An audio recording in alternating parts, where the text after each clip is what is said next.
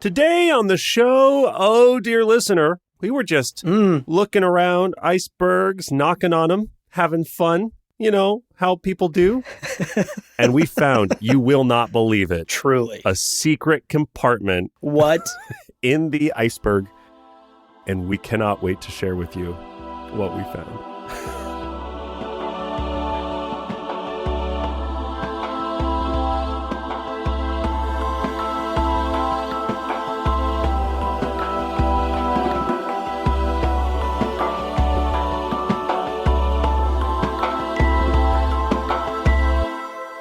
Welcome to Gom Jabbar, your guide to the iconic world of Dune. We'll be exploring the themes, philosophies, and characters found in the sandy depths of this vast universe, from Frank Herbert's groundbreaking novels to the adaptations on film and TV. My name's Abu. My name is Leo. And Leo, we've done it again. Yeah. We've subjected ourselves to yet again another Brian Herbert novel. It's true. You and I picked up a copy of the House Harkonnen comic book adaptation. Mm-hmm. We both read volume 1. I even, for today's episode, went so far as to grab a copy, don't ask me where, of House Harkonnen and skim through many of the chapters and read some of them in preparation for today. And you know what? Here we are today to talk about it. But I think we've tackled our discussion of this book in a more fun way, I think. Now, before we get into today's topic, some spoiler warnings, some housekeeping. Shout out Mapes is eyeing us warily because we're talking for too long. Today's episode will contain spoilers for the Brian Herbert and Kevin J. Anderson's trilogy, House Trilogy, which is a set of prequel novels, which includes House Atreides, House Harkonnen, and House Corrino, as well as some light here and there references to Frank's original 6 books. But if you are sensitive to spoilers from Brian Herbert and Kevin J. Anderson's House Trilogy novel, you've been warned. Today we are going to be talking some pretty major things that happen in those books. That's right. And of course, up top, a huge shout out to our Kwisatz Haderach level patrons, Daniel Dion, Seth Redden Greer, Brad Hutchins, and Kevin Mohanram. Yeah. Folks. Hell yeah. If I had a hidden door in an iceberg, that's where I would invite y'all over to come hang. It's the man cave. In my hidden iceberg. It's the man cave. It's the Kwisatz Haderach cave, specifically. Hell yeah. We got some brewskis. They're chilling in the iceberg. It's great. It's a great time. Great. Natural, built-in refrigeration. Yeah. I have one of those Coca-Cola polar bears, you know, the giant Coca-Cola polar bears from the factory. Oh, yeah. It's in the iceberg cave. Oh, it's great. Gosh. It's a great time. We'll send you the coordinates. There's no address because remember, it's hidden. It's hidden behind a door. Of course. We'll send you the longitudinal coordinates and you're welcome to come anytime. Don't tell the Emperor. He'll take the polar bear. Also, of course, a huge shout out to all of our patrons at every level who truly do help build the foundation upon which our iceberg man cave is built. Thank you from the bottom of our hearts. And you know what? We'll throw a party in the iceberg at some point and everyone's invited. Now, if you are listening to us and you are not in a place to be a monthly supporter on Patreon, totally get it, totally fine. Don't forget, you can still show your appreciation with a one-time tip. And of course, there's the good old-fashioned free way of supporting us. Tell a friend about your favorite Dune podcast, because ultimately word of mouth is the best way to grow a show like ours. Absolutely. Now, folks, housekeeping out of the way, here's the game plan for today's episode.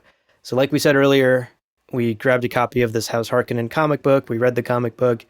Our original plan then for this episode was actually to just kind of do our usual thing, right? Start with a quick summary of the book, talk about what we liked, talk about what we disliked, the long list of things we disliked, maybe get in like a thematic takeaway there and try to get into some lore or stuff, whatever. The Gom Jabbar formula that most folks at this point are quite familiar with.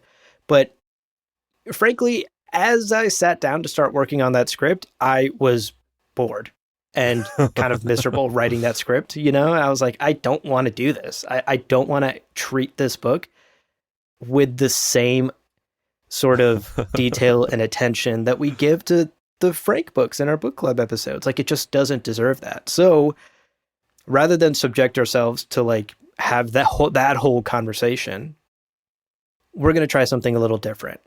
As the title states, we're going to be breaking down the 7 deadly sins of Brian Herbert and Kevin J. Anderson. And we're going to be using the House Harkonnen comic book and the House Harkonnen novel itself to basically illustrate our arguments here, to illustrate these 7 deadly sins that Brian and Kevin, frankly, commit in most of their expanded Dune lore novels and Dune stories. And so that's the goal of today's episode, is to sort of like cleanly and as respectfully as we can lay out our critiques of these novels and why they just don't, in our opinion, hold a candle to Frank's original 6. Yeah, and I'll just kind of address up top. We have absolutely talked about this before, but I will say we have. Returning to this topic with now we're talking about Chapter House on our like book club series. I have such a deeper appreciation for really what Frank Herbert accomplished and what he was doing as an artist and as a writer and as a person who had strong convictions and then used his fiction as a means of like communicating those. I have new appreciation for Frank and thus new kind of perspectives on some of what Brian Herbert does. So we'll talk about it. And we will present it in a clean, clinical, and hopefully fun way. That's right. That's the goal today. Okay, so before we get into it, let's take a quick break. Let's prepare ourselves. Maybe have a sip of tea. Don't go anywhere, dear listener. When we come back, we're going to be spilling that tea and talking about the 7 deadly sins of Brian Herbert and Kevin J. Anderson in their Dune novels. We'll see you in a minute. Welcome back, everybody. Hope you enjoyed your break. Hope you enjoyed your sip of tea. Let's do it. Let's talk about the 7 deadly sins of Brian Herbert and Kevin J. Anderson as well. And today we are going to count down these sins from sort of the most broad, maybe like least egregious, least like crazy offensive to downright unforgivable. That's the spectrum. So we're going to begin very broadly with something you might have heard online before, which is sin number 7. The writing is bad. And to be clear, we are not talking about plot arcs or payoffs of twists and different. We're not talking about the characters. We're not talking even about the lore and the world built. We are talking about the words.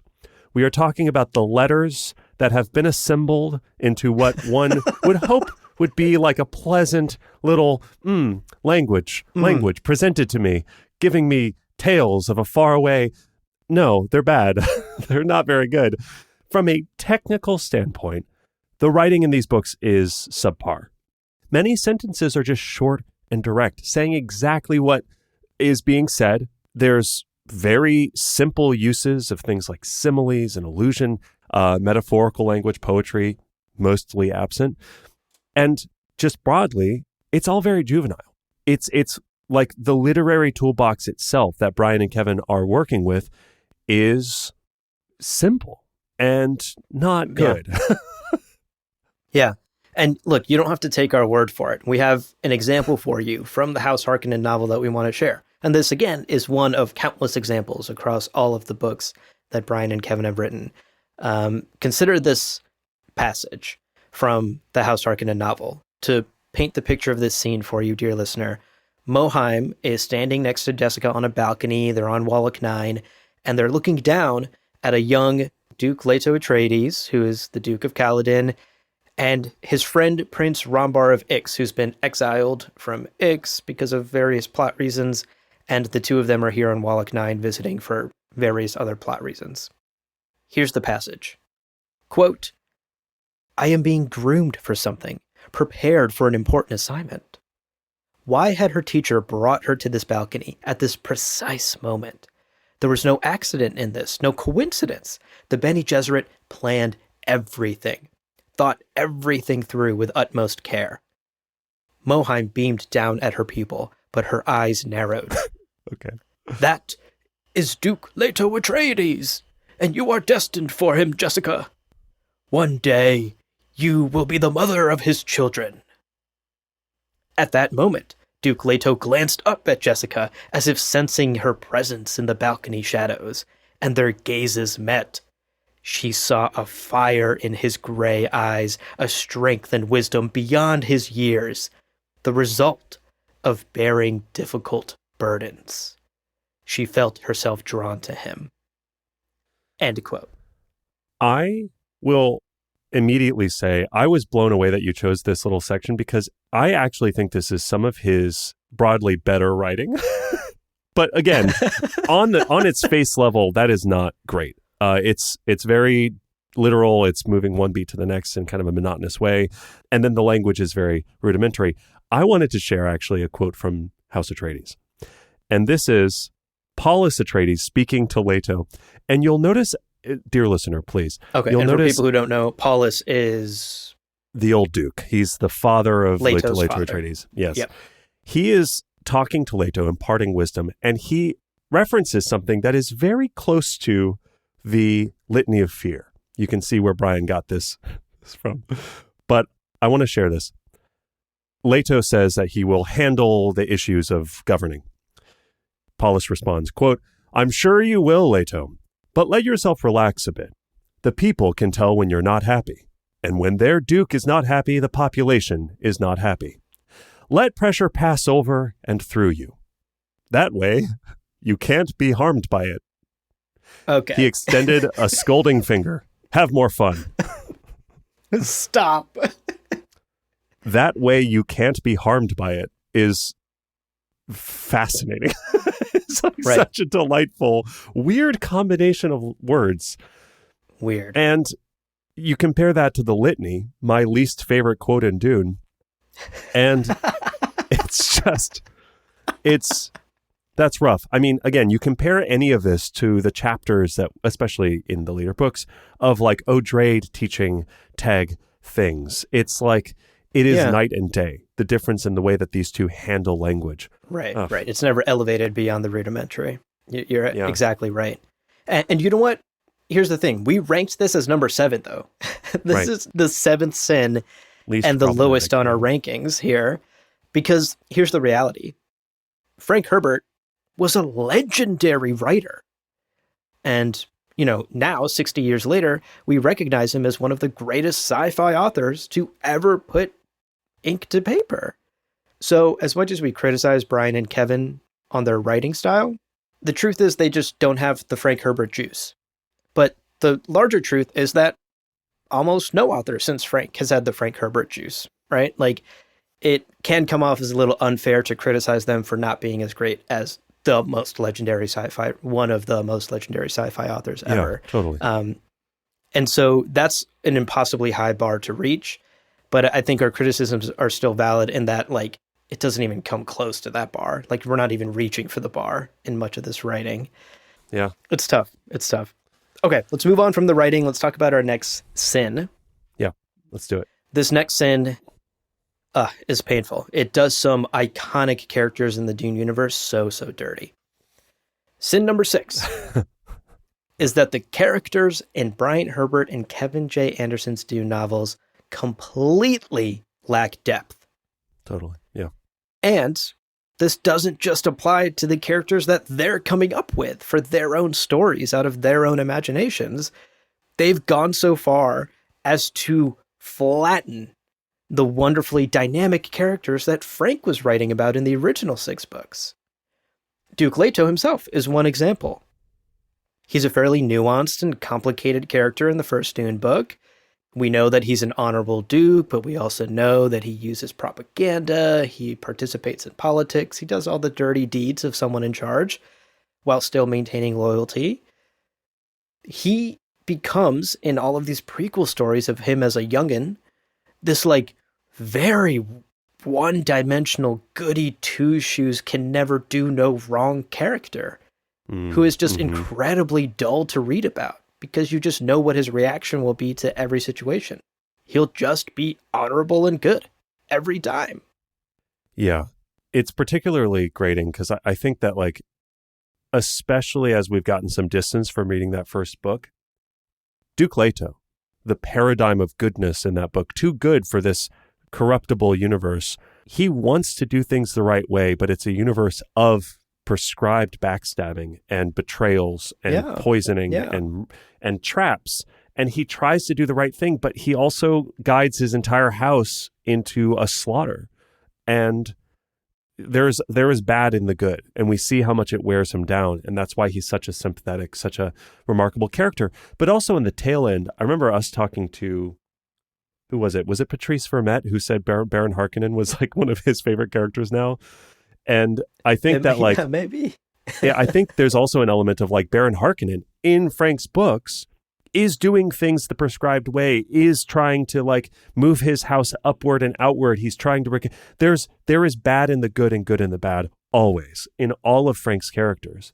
And that's completely abandoned in Brian's books, where just Beast Raban is terrible. Baron Vladimir is terrible. Duke Leto's so good, so great. So good, you wouldn't believe it. You wouldn't fucking believe how good this guy is. Yeah, taking that depth away from known characters is also very galling. It's really hard to swallow. It is. And, you know, since we're talking about the House Harkonnen comic and book today, I wanted to actually touch on Baron and Raban. These two characters are a significant part of this novel, and I wanted to share examples of how this flattening effect like really takes away from these characters that we know and quote-unquote love from the original Dune novels. Brian and Kevin's version of Baron Vladimir Harkonnen is painfully boring. He is just like a cackling villain in these books. He's motivated primarily by greed and his anger and hatred. And in this novel in particular, in House Harkonnen, he's pissed off at the Bene Gesserit. And the backstory here, we're like summarizing very quickly, but the backstory is that during this like awful sexual assault scene in the previous book in House Atreides, Mohiam had used a special Bene Gesserit ability to implant a disease within the Baron, and this disease makes him grossly fat. It has a weakening effect on his body. And so in this book, in House Harkonnen, he's mad about that. And now he wants revenge against the Bene Gesserit. And what's really sad is like, as kind of like icky as a setup as that is, you could run with it and you could take that to an interesting place where you set up a conflict between House Harkonnen and the Bene Gesserit. But all of the interesting politics and all of the Baron's intelligence and scheming is really just sanded away.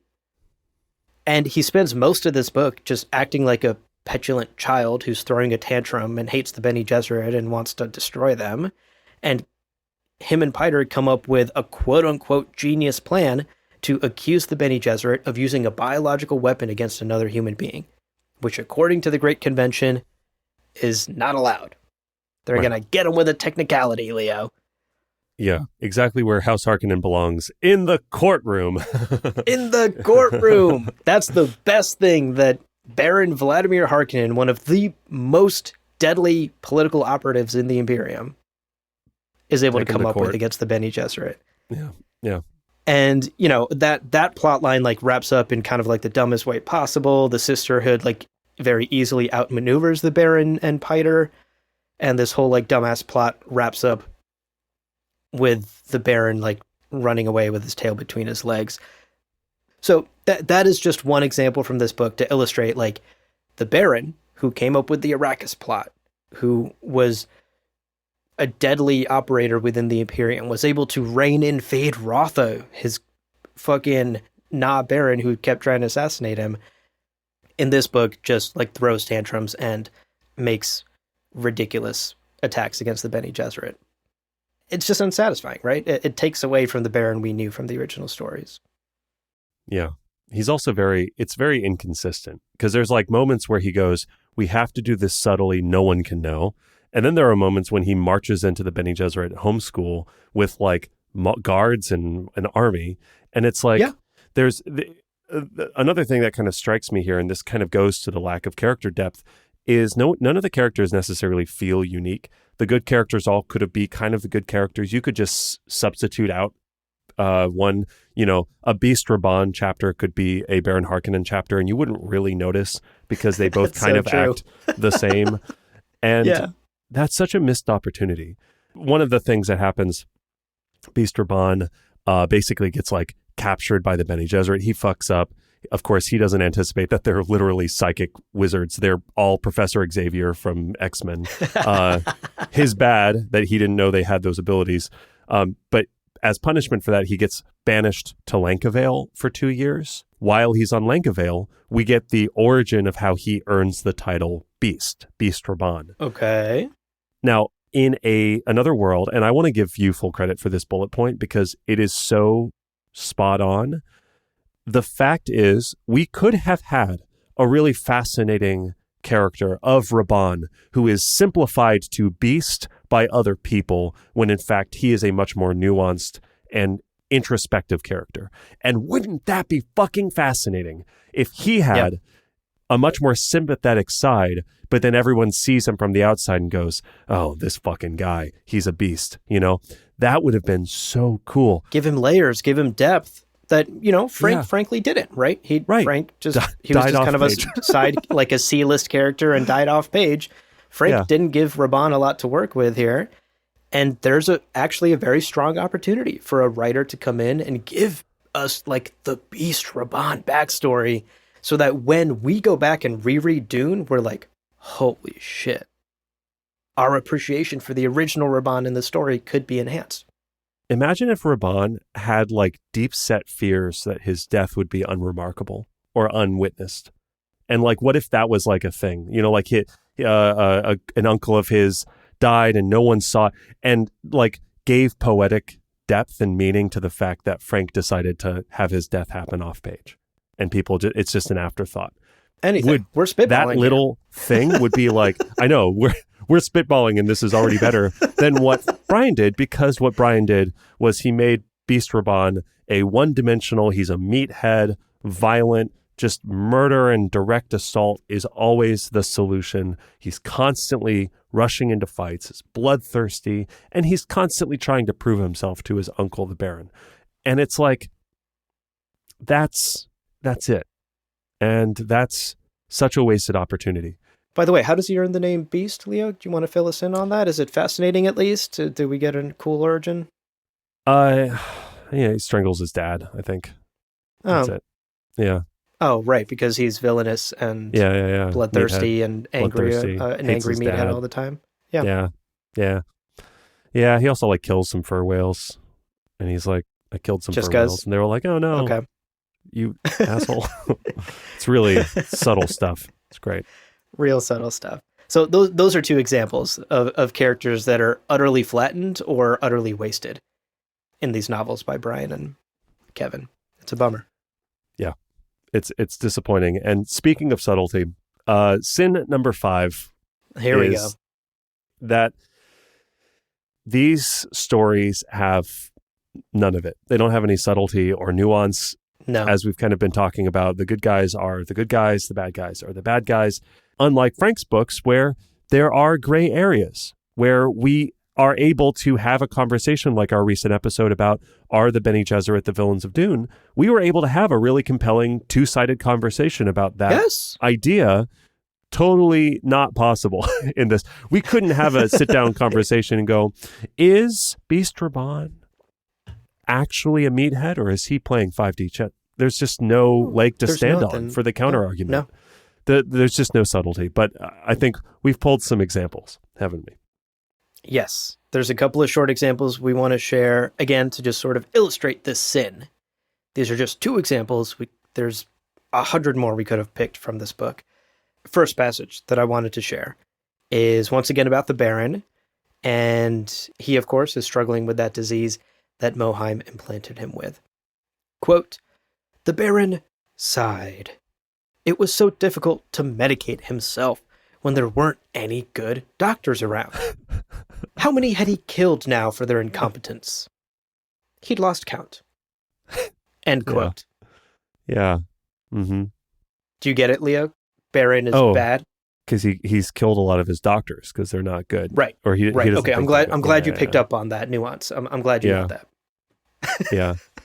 Here's another example. This is Raban's response to his father scolding him for killing the whales, as I mentioned a couple minutes ago, because this is going to hurt the kind of whale fur ecosystem. Quote, "Why do you care about these people so much?" He looked at the servants behind his parents, the men and women who'd been born on Lycovale with no noble blood and no prospects, just villagers, just workers. "They're nothing special. You rule them. If times are hard, they'll put up with it. That's the fact of their lives." End quote. He just explained caste systems to us. It's like, wow. I didn't know that some people I don't think it's even of... that deep. I don't think fucking Raban knows what a caste system is. This passage just told us, like, this guy's bad. Don't forget. He doesn't care about other people, remember? Yeah.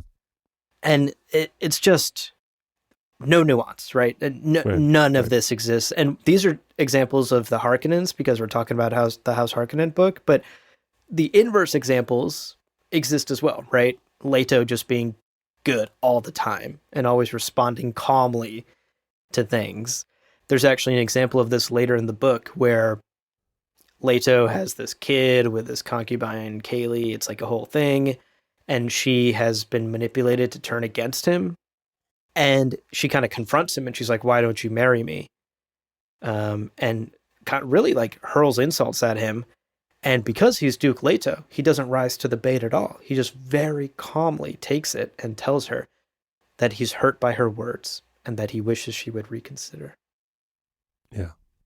So subtle. So good guy answers like a good guy. Yeah. Answers like a good guy, clearly been to therapy or some shit, like doesn't rise to the bait. Like, are you kidding me? There was a great example to have Leto like go off his rocker and show us a darker side of Leto. What happens when he's confronted by somebody he loves and insulted by somebody he loves. Young guy trying to figure out politics. He's like, "I don't fucking know what I'm doing, Kaylee. I'm like, my dad died too early. I'm trying to, like, I think this is important, but I'm just trying, like, I'm trying to do the right thing." What a great moment that would be. Instead, he turns to camera and goes, "This response has been brought to you by BetterHelp." BetterHelp. Find your perfect therapist today. And Kaylee's like, "Who are you? Where's the camera? What's happening?" Use my code Atreides for 20%. Get 20% of your salaries off when you subscribe using code Atreides. Gosh. That's code Atreides at checkout. Yeah. Gosh, it's just no subtlety at all. You actually, oh gosh, this is great. You have another good example here as well. This fucking killed me. I could not believe what I was reading. So funny. So another example, dear listener. So Conley, right? In Frank's stories, Fade Ralpha declares Conley. It's a ceremonial 1v1 ritual way of settling disputes, right? Okay, keep that subtlety in mind. We are at Fenring's dinner party. Casimir Fenring's throwing a dinner party. And Margot Fenring says, "Hey, ambassador from House Moritani and ambassador from House Ekaz, I know you've got a lot of disputes going on. I'm glad you're able to set that stuff aside for the purpose of this dinner." And for some reason, they're sitting next to each other. The guy from Moritani goes, "Incredible seating chart." Insane. We're doing our seating charts for our wedding right now. Fucking diabolical. You got to put the rivals next to each other. You need right to. Next to each other. You have to. So the House Ekaz ambassador goes, you fucking Moritani folk poisoned our crops, and now we have food shortages.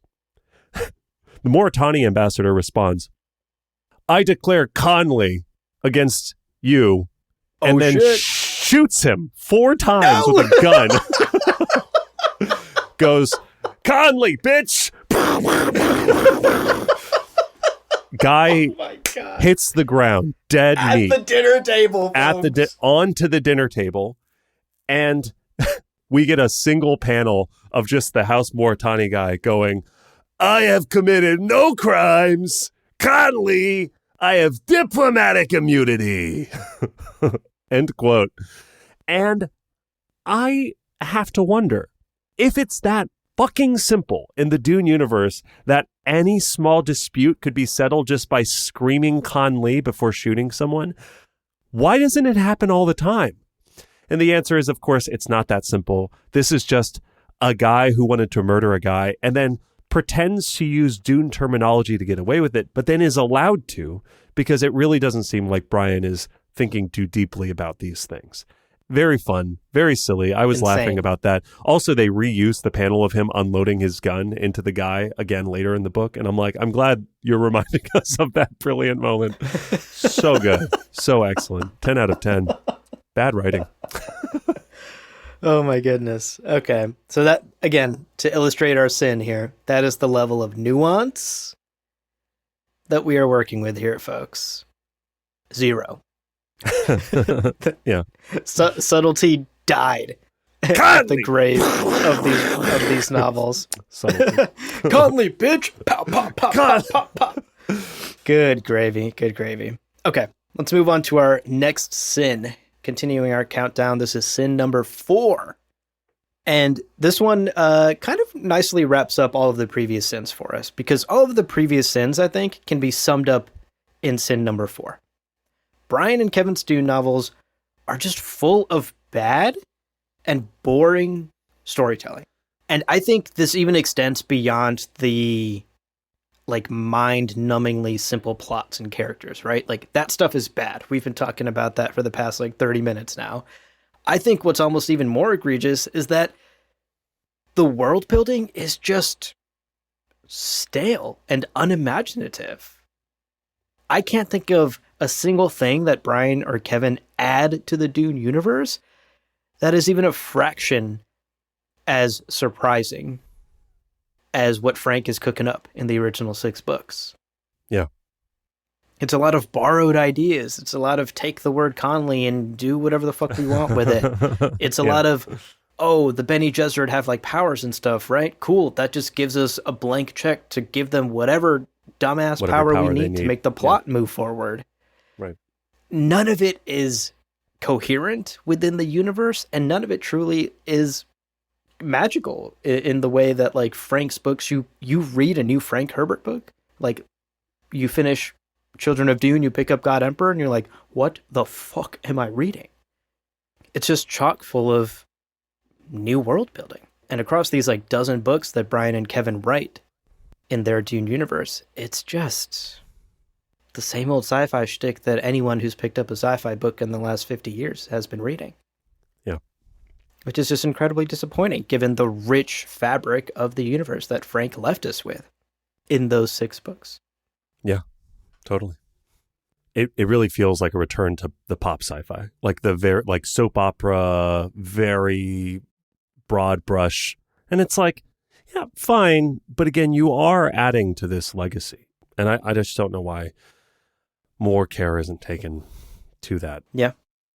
Now, a lot of the plots of these books have these kind of critical events and big twists happen simply because they have to happen, because you have to get from page to page. There's just so many Deus Ex Machina moments that are so unjustified, so unearned, and then this happened. And you go, but why? And the reality is because it had to, because then the next chapter is about to happen and you need to set that up.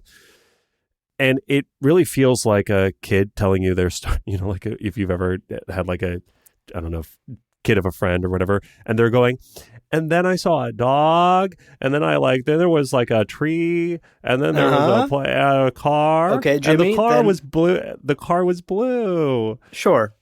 I mean, Jimmy, this is narratively kind of simple, but I'm following. And then I saw another dog, and the dog screamed Conley, and then shot the first dog 4 times.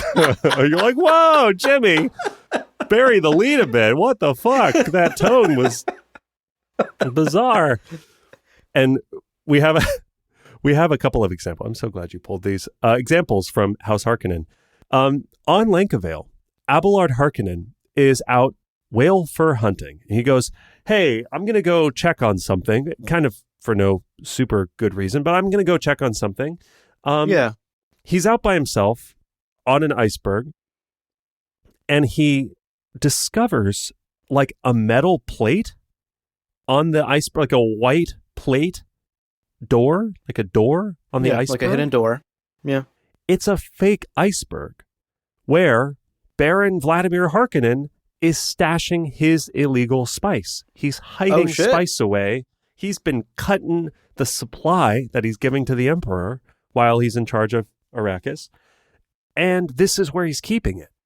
And to be clear, Abelard just stumbles on this. And like, we're not simplifying. We're not like trying to quickly rush through a more complex chapter and summarize it for you. Dear listener, he literally just accidentally stumbles upon the fake iceberg while he's out whale fishing. There is no reason for him to suspect anything. He just like sees it. Consider the odds of that randomly happening. I mean, how many icebergs are out there on the fucking ocean? So many. It's like the polar region of Lankoville. Lankoville's an icy planet. Well, at least, thank goodness, a little heavy-handed, sure. At least that's the only time that happens in House Harkonnen, right? Absolutely not. Here we go, folks. Buckle up. On Arrakis, in a later chapter, young Liet Kynes, who we have also kind of been sort of following throughout this book, is visiting one of the polar regions of Arrakis, where apparently the smuggler bases are, where a lot of smuggler operations take place, according to Brian and Kevin. And while he's there, Liet and his one friend literally, stop me if any of this sounds familiar to you, they literally stumble upon a secret hiding place in a fake iceberg. There's a fake door. There's a hiding place in a fake iceberg. They have no reason whatsoever to just randomly find it, but they do. They just see a thing and they're like, that's funny. Do those look like tracks to you? Where do they go? Oh my God, a fake door. What's behind it? And what's behind it is Dominic Vernius of Ix, who's been exiled from his planet for those aforementioned random-ass plot reasons that I mentioned earlier. There's a whole thing going on Ix that like doesn't really even matter. This shtick of a fake iceberg door and a character randomly finding it happens twice in the same book! I mean, it doesn't make sense until you realize that Wayfair had a crazy deal on fake icebergs.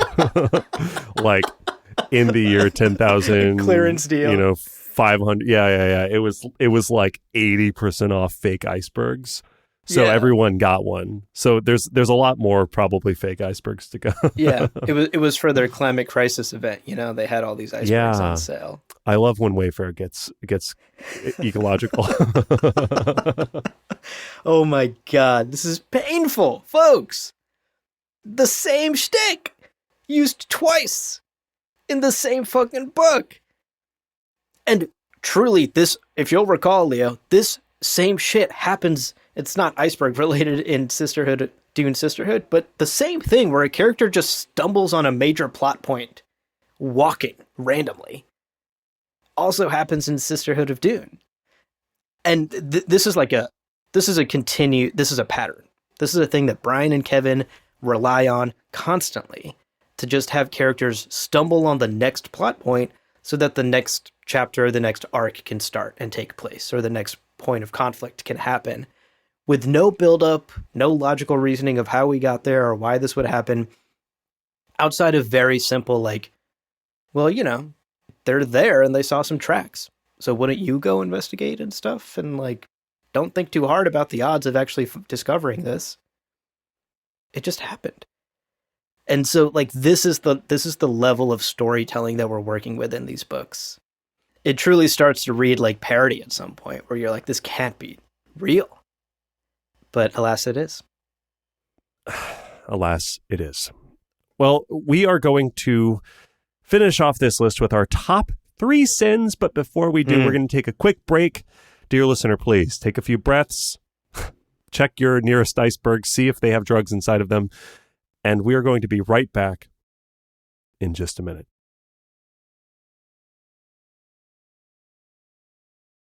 Welcome back, folks.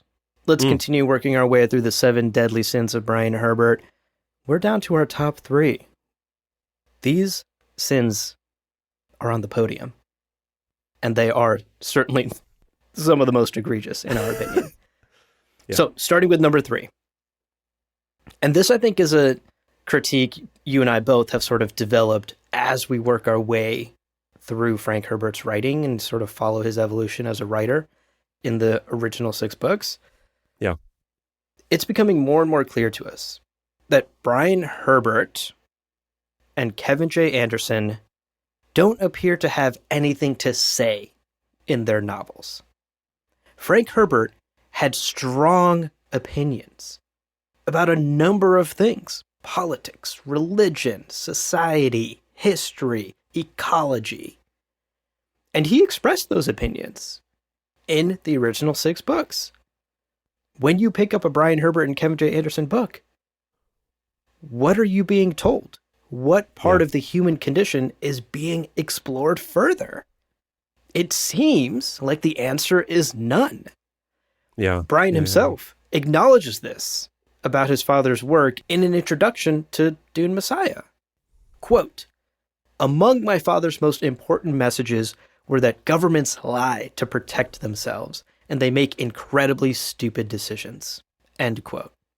I mean, sure, that's an oversimplification of what Frank was saying in those original books, but yeah, you got the idea. Good job. Yeah.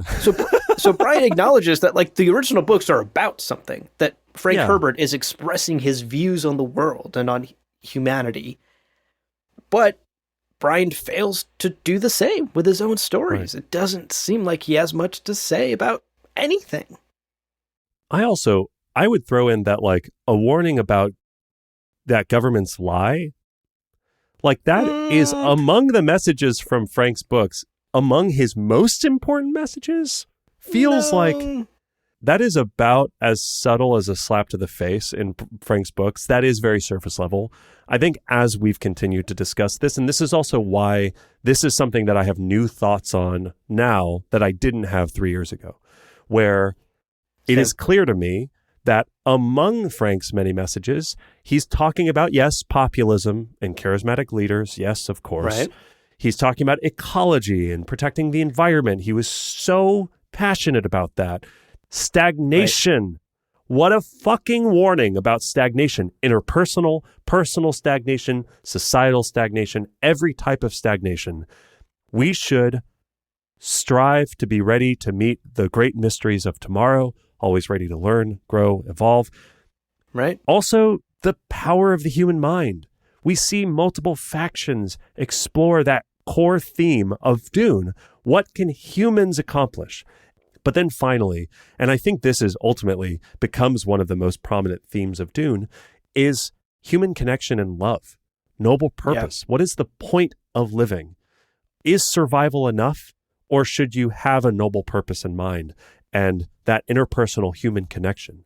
The Cottages by Vincent van Gogh. Why is that a centerpiece in one of the later books, if not for the kind of like raw presence of living and life?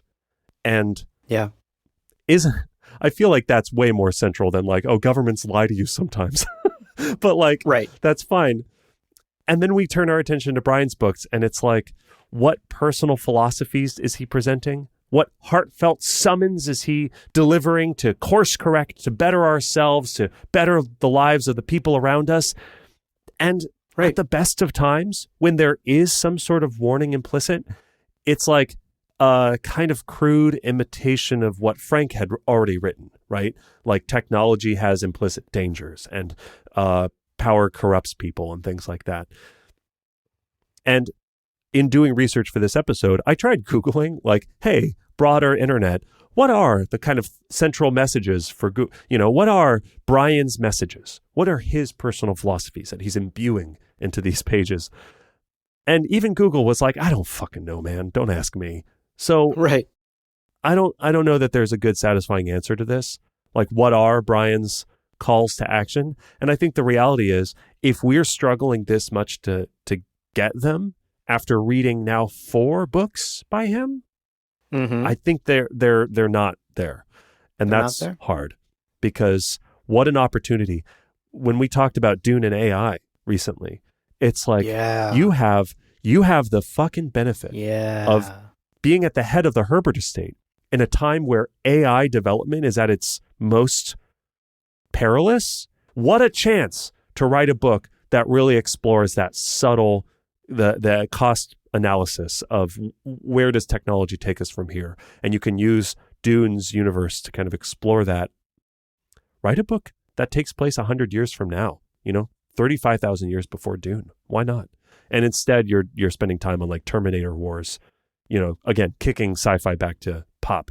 It's like, It's just so disappointing. It is. It's incredibly disappointing. And look, these House books came out, I think, around like 2000, 2001. But then there's been numerous books since then. It's not like world events haven't been happening.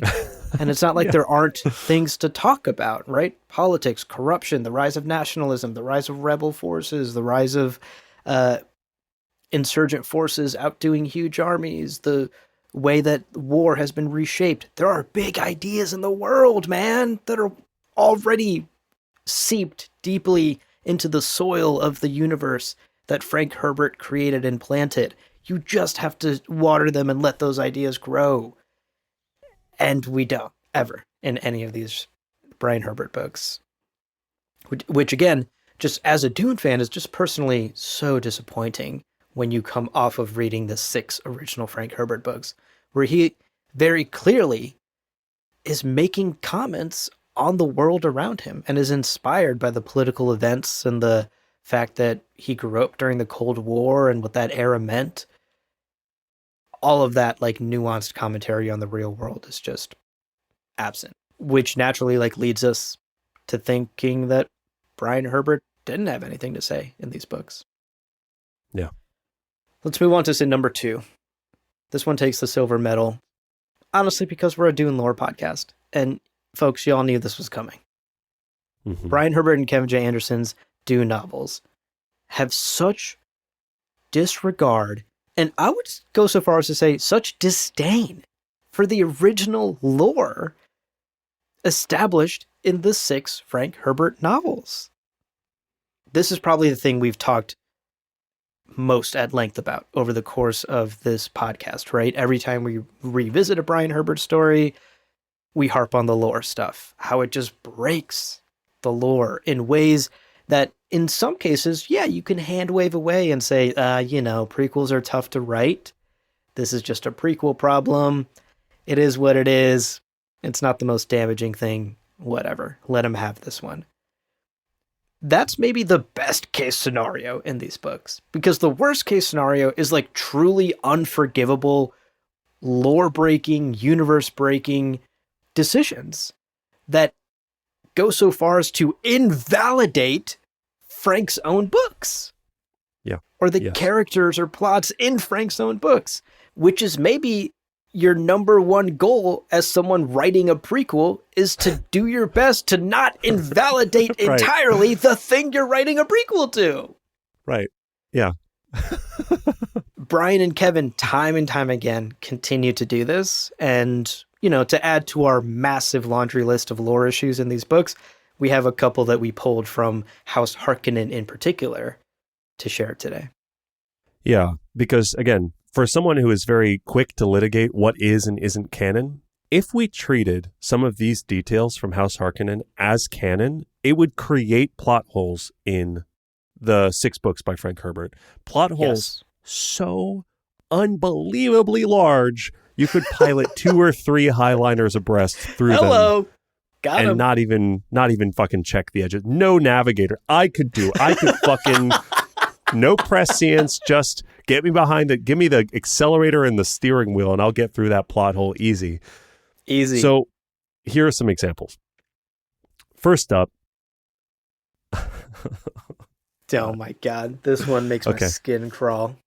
So first up, there's a no ship.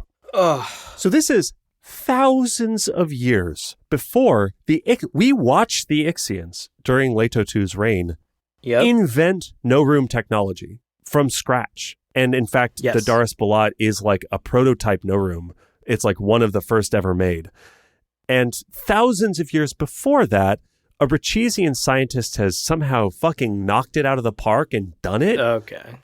And you're saying that no one in the yeah, he was killed. That's the explanation. They killed the one guy who knew how to do it. You're saying no other person in thousands of years made the same discoveries that one guy did? Why? No one else could do that. It's so weird. So that already is very frustrating and weird. Like, a no ship thousands of years before they should even begin to exist. This technology should not even before be the technology is even feasible. Yeah. Again, or use a different word that isn't no ship, because then it's super fucking confusing. If you just said a ship with visibility, like scanning blockers, sure, that would also kind of solve this problem. But the problem is it is referred to multiple times as a no ship. And in this comic, in the House Harkonnen comic, Beast Raban pilots the no ship to the Bene Gesserit school. And the Bene Gesserit all in unison turn up and look at it because they can see it. And they, hundreds of meters away, mind control Beast Raban. Again, Professor Xavier in the cerebral machine going like, wee. And they mind control Beast Raban into crashing the ship. What? I mean, beyond, there's the no ship issue, but then there's the Bene Gesserit seeing no ships, which is kind of like a key piece of books 5 and 6. Yeah. There's a whole plot around the first person to be able to detect and see no ships is going to win this galactic chess match. And that's thousands and thousands of years later. And you're saying the Bene Gesserit can see them? What do you mean? A group of random Bene Gesserit, not someone super special. Whoever's on the ground at that moment, just fucking Sarah and Jennifer and just whoever happened to be in the courtyard at that moment. And they can mind control him from a distance. What does Juyu mean by that? Why don't they do that more often? Because even why don't they do that Moheim, against the honored Matres in Heretics and Chapter House? Or fucking anyone. So anyone! Many instances in which, like, the fish speakers during Leto's reign, there are so many instances. Even the fucking first book, Baron Harkonnen's like, we gotta sew our guards' ears shut because we have no way to protect against the voice. This was not oral. This was not a thing they said this was just mind control. Oh my God. Right. And look, again, you could like grasp at straws here and say, well, the original designer of the no ship killed. Nobody knows how to make one now. The prototype, Raban crashed it. So I guess it's gone. Nobody knows how to make one now. But in this fucking scene, the Bene Gesserit keep the row ship. They keep the wreckage. Oh, that's not good. I didn't even get to that point. I missed that detail. If you keep reading, like in the later half of the Baron is like, you have my nephew, give him back. How dare you? And they're like, we'll give you your nephew back, but we're keeping the ship. Fascinating, because they don't even know that that's possible until thousands of years later. Yeah.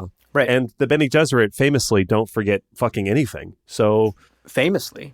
Yeah, that's kind of one of their whole thing. So again, like this is a prime example of making a creative decision in your prequel that utterly invalidates the original stories, right? Heretics and Chapter House simply can't take place if this is true. If the Bene Gesserit know how to see no ships, it completely invalidates Heretics and Chapter House and the whole war against the Honored Matre. If they have a prototype no ship, it invalidates God Emperor, Heretics, and Chapter House. They would have this technology and they would have thousands of years to iterate on it and learn from it. And they don't? This one hurt me so much personally. Especially, again, we're working our way through Heretics and Chapter House on the book clubs, and this just invalidates those stories entirely. And part of me now wonders, Did Brian Herbert read Heretics in Chapter House? It's hard to know. It's really hard to know. It's hard to know. Okay, sticking with the Bene Gesserit, a couple more examples we want to rattle off here. Right before this whole fucking Raban incident. This is another, yeah. Uh-huh. The Baron and his crew actually come down to Wallach 9 to like bully the Bene Gesserit and whatever, because remember, he's mad at them for the disease. And they come down to the planet, they come down to the school, and they're like, Bene Gesserit, where are you? Get out here! We're here to fuck you up! Yeah. And the Bene Gesserit, who are in the room, in the school still, decide to use mass hypnosis on the Harkonnens who have walked in. By the way, no verbal cue, nothing. Someone goes around the corner, mass hypnosis activated somehow. We're not sure how. Somehow. It's not explained. And what does this mass hypnosis do, Leo? It makes the Bene Gesserit, who are in the room, still in the room, invisible to the Baron and his guards and all of the Harkonnens that walked in. It's insane that this ability exists. And again, at this point, we're beating the dead horse, but why the fuck would they never use this again? If you have a capability that is this overpowered as the Bene Gesserit, there are countless situations that a sister could and would have used this ability in Frank's original books that they simply don't. It's mind-boggling. Yeah, I want to get ahead of, you might be thinking, dear listener, if you haven't read this book, that like, oh yeah, these are Bene Gesserit who don't make an appearance in the book, and thus they might not know this stuff because the Bene Gesserit's very like need to know, so maybe this is like an elite skill, and then we don't really encounter those people, and then thousands of years later is when we really, sure, Jessica's in the room. Jessica's one of the invisible. She's sitting one of at the invisible. table. She's a child and she doesn't know how to do it herself. So it's not something that she's doing, but she is invisible and she benefits from invisibility. And I cannot describe to you how often that ability would be so useful. It's so bizarre. Okay, another example. Suk doctors.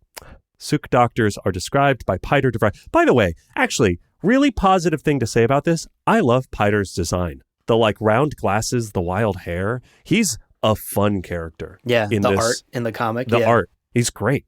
I love him. He's weird. Yeah, I like him a lot. I like him. So good thing about this. But anyway, Peter describes Suk doctors as, quote, hard to come by, end quote. I didn't know that was not true, but it feels not true, especially for the great houses, among which is House Harkonnen, a great house. Correct. So they might be hard to come by. They for sure have one, at least. Luckily, Peter recalls that House Atreides has a Suk doctor, so we're going to get him because they're not sure what's happening with Baron. They haven't yet identified it's an STI that Moheim gave him. Hard cut to a cyborg biological integration facility. Oh my God. Where, hey, listener, name a Suk doctor. You got it right. It's Dr. Yui. Dr. Yui's there. And his boss goes, hey, Yui, you're reassigned. You're going to help House Harkonnen.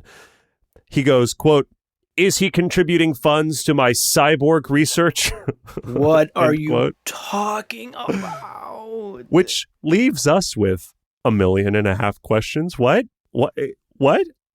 Yui, Dr. Yui, Wellington Yui, was doing cyborg research?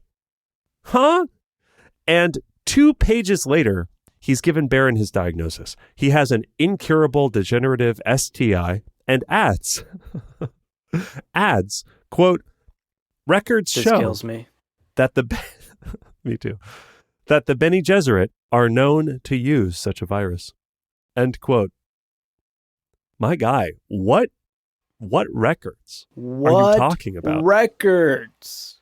This happens all the time in Brian books. All the time. This is another crutch that you picked up on, that Brian and Kevin constantly use in their books. In like Sisterhood of Dune, all the time. It's like, I found a photo in an archive of what that person looked like and where they currently live, and that's how I knew to find them.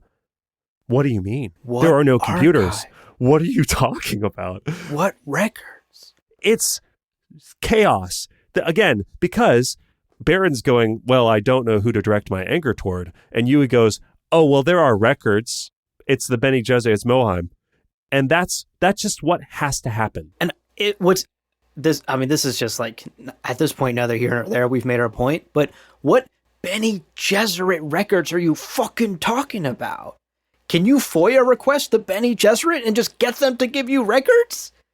Why would their secret abilities be out there in this way? It just makes no fucking sense, especially because this ability is then never again used in any instance ever in the entire history of the Dune universe. So this is literally just a one-off plot device that for some reason Brian and Kevin decided they needed to explain why the Baron is big. Okay. Yeah. One more example. We kind of touched on this one earlier, but there's this whole fucking plot in this book where Leto Atreides has a child named Victor Atreides with one of his childhood friends who becomes his concubine. She's named Kaylee. She's from Ix. And all of this on the timeline happens before Jessica. All of this happens before Jessica comes into his life. And Kaylee is slowly turned against Leto Atreides by a Harkonnen spy. Piter's like, hey, I heard Leto as a kid, he's going to need a nanny. What if we supply one of our secret agents as a nanny? Right. And the Baron's like, cool, yeah, make that happen. And so Kaylee is like slowly, quote unquote poisoned. The poisoning itself, to be clear to your listener, is like the dumbest shit ever. Whatever. There's no logical way. There's no logical reason Kaylee turns this aggressively against Leto, but she does because the plot needs it to happen.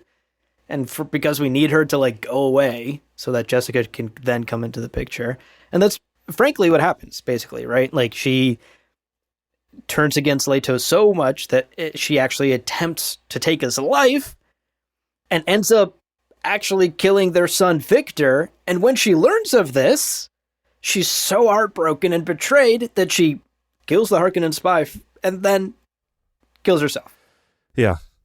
Because again, we got to just erase Subtlety. her from the picture to reset back to the status quo of what Frank wrote.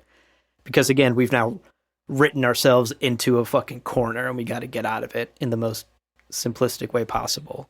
Now, all of that is pretty hard to swallow because like this is like seriously traumatic shit. But then this is where things get really crazy. And this is also where I'm like, maybe Brian has this like desire to own more properly his father's work than his father ever did. Because so Jessica has entered the picture at this point as just an assigned Bene Gesserit concubine, but she's like pretty frequently like, oh, he won't even give me the light of day. He won't even look at me. But Jessica kind of falls in love with Leto and then decides when she finally is pregnant to have a boy for Leto. Right. Now, that is a very well explored concept in Frank's original 6 books. It is something she made because of love, because of who Leto is to her. It's this kind of pure decision. And ultimately, that is one of the most key moments for Jessica as a character. Yet here in House Corrino, Brian has decided that it is, in fact, the death of Victor that motivated Jessica. Here is the quote. Jesus Christ. Jessica thought of Leto and of his anguish following the death of Victor, caused by the treachery of his concubine Kaylee. I did it for him! Exclamation point. End quote. Also, great writing. Again, just sentence after sentence of exposition of reminders of reminders. It's insane.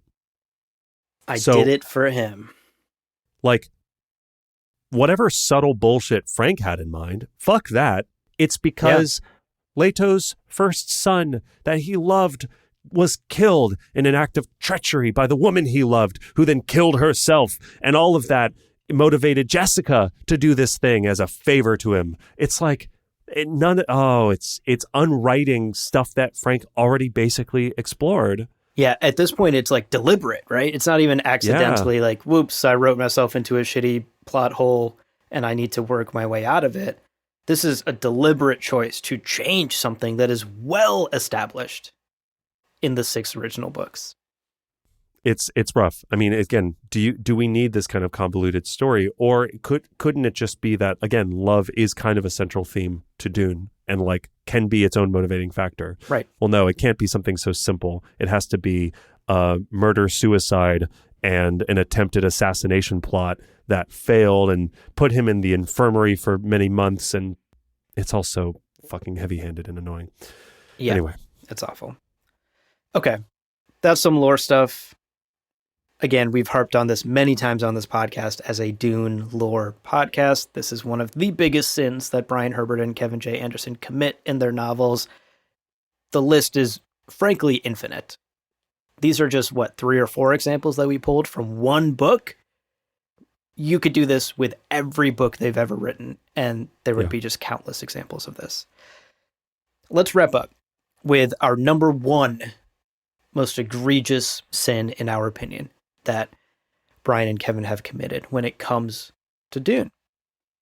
Ultimately, I think everything we've talked about, the 6 sins that we've talked about so far in today's conversation, Leo, I think it can all just kind of be summed up as why. Mm-hmm. And that's sin number 1. Why do any of these stories need to be told? Did we need to get some convoluted Gurney backstory, which we didn't even talk about today, which is a huge part of this book? Did we need to learn so much about Duncan's Ginaz training? None of it.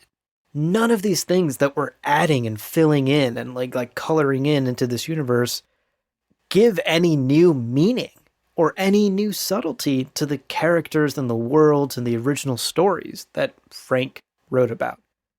And the question that you and I have kind of been asking ever since we started talking about Brian Herbert's stories on this show is, are there not other stories to tell in this universe? This is a massive universe that Frank created. Right, Why then are Brian and Kevin constantly returning to and kind of circling the drain of the same cast of characters, the same great houses, the same organizations, the guilds, the Tleilaxi, the Ixians? We're constantly just revisiting these things, and we're fucking every book that they write fucks more and more with the timeline and the character development and the lore as we've laid out in these 6 previous sins. And that just leaves me wondering, like, there are so many good stories to tell in this universe. Why not tell one of those? Yeah. Or yeah, sure, you're going to talk about the familiar characters, but like, what can you do to heighten and improve what Frank already has set? And that's a tall order. But one of the things you can do is you can look at characters who don't really get a lot of time in the sun, characters who are mentioned and named perhaps, but don't have a lot of backstory to them, and then give some of that backstory in a way that heightens and develops the themes of the original books.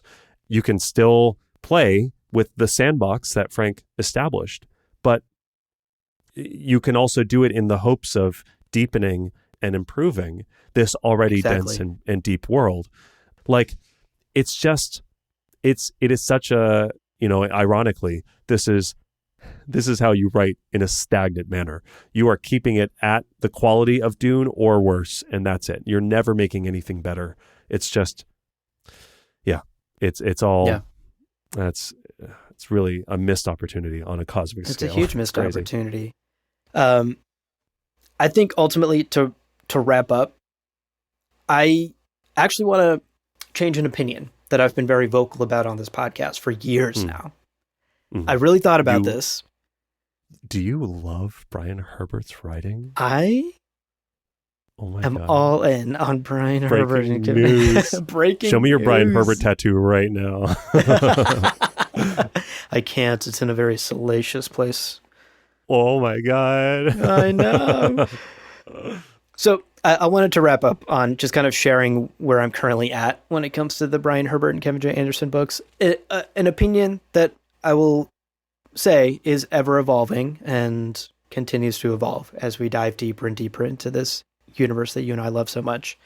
I've said in the past that at the end of the day, as a Dune fan, I'm just happy with more Dune.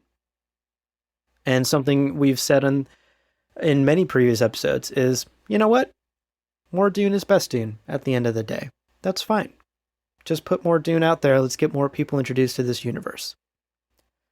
My feeling now is that Villeneuve knocked it out of the park so well. And Dune is back in the consciousness in a way where Now I want good Dune. More Dune, if it's bad Dune, is no longer good enough for me personally. If there are going to be additions to the large fabric of Frank Herbert's legacy and the Dune universe, I want them to be additive. I want them to be poignant. I want them to be good. I want them to be enjoyable. I want them to matter. And so I've had a bit of a change of heart. I don't think more Dune is good Dune anymore. Is this the moment that the Brian Herbert and Kevin J. Anderson written straw is breaking the camel's back? You are now a broken man. Your all-consuming love and lust for Dune has been satiated. Derogatory. Yeah. Wow. So I don't know. And again, that's my opinion as of now. It might change, but that's how I'm feeling. Yeah. We've been very vocal about, like, it would be great to see some other great authors work in the space. And yeah, I'm all for that. But it's hard when it's just another prequel book that's written by Brian and Kevin. And it just seems to, like, again, I don't want to be too cynical and say it's all for just their pockets and just like lining their pockets with like squeezing as much money as they can out of this Thorse. Yeah. But like, it does kind of feel like that at a certain point. Yeah. Well, certainly feels anyway. Like that. Well, you heard it here first, folks. Abu has been broken by this exposure to another Brian Herbert story. It's finally happened. I think it was the cyborg biological integration facility. Dr. Yui loves cyborgs. I love cyborgs. I'm not going to mention my passion for cyborgs during Dune. All right, folks, there you go. There's maybe an hour and a half of us venting our feelings and trying to do our best to really break down our thoughts on these Brian Herbert novels and kind of lay them out in a format that hopefully makes sense. But that's it. That's it. In our opinion, what we think are 7 of the most deadly sins that Brian Herbert and Kevin J. Anderson commit in their Dune novels, and a big reason why we're so critical of them. Indeed. Now, before we let you go, we do want to remind you of some ways to support the show and keep in touch with us. And of course, the 2 best ways to support what we do here at Gom Jabbar is, 1, to become a patron, patreon.com/Gom Jabbar. As little as $5 a month, you can get a bunch of cool benefits. We also have a merch store, gomjabarshop.com. Those links are in the show notes. Check them out. Again, every little bit of support really makes a difference for us, and we really appreciate it. That's right. And of course, we love to hear from you. We have just shared 2 opinions here, but we'd love to hear your opinion as well. Email us, gomjabarpodcast@gmail.com. Send us your thoughts on Brian and Kevin's books. Send us your questions. Send us pictures of your cute pets. Those are always appreciated. gomjabarpodcast@gmail.com. That's the best place to get in touch with us. Indeed. Tell us if you see any deals on fake icebergs from wayfair.com. We're open. Yeah.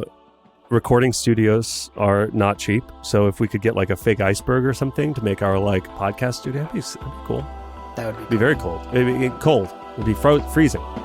Yeah. Hand warmers. Hand warmers in every pocket. Well, friends, there is no real ending. It's just the place where you stop the recording. But this podcast is always one step beyond logic. So help spread the word of Muad'Dib and leave us a review on Apple Podcasts and Spotify. And be sure to check out the other shows on the Lore Party Podcast Network on loreparty.com. You can also follow us on Twitter and Instagram at @lore_party. We're also on YouTube. Thank you so much for listening. And remember, whoever controls the podcast controls the universe. We'll see you on the Golan Path.